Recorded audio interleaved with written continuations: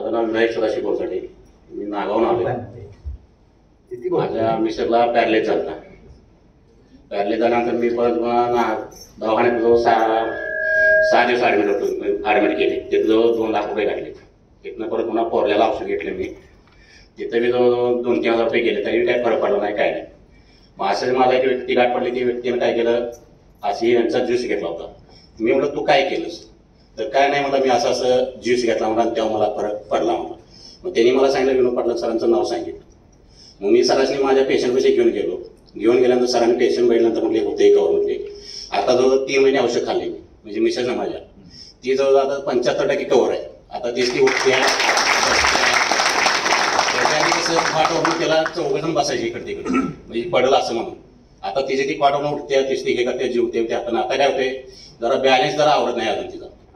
चालायला की जरा असं टोल जातो. किती दिवस झालं घेतात प्रोडक्ट? तरी बी आता हे 5 महिने झाले. आणि तो आजार मग किती दिवस झाले हे होऊन प्रॉब्लेम? तेच की 5-6 महिने झालो. 6 महिने म्हणजे झालेल्याच मी काही महिन्यावर ती ट्रीटमेंट चालूच ठेवली सगळी. ओके. आज झाली. आता जवळजवळ 75% कव्हर झाले पेशंट. Okay, thank you.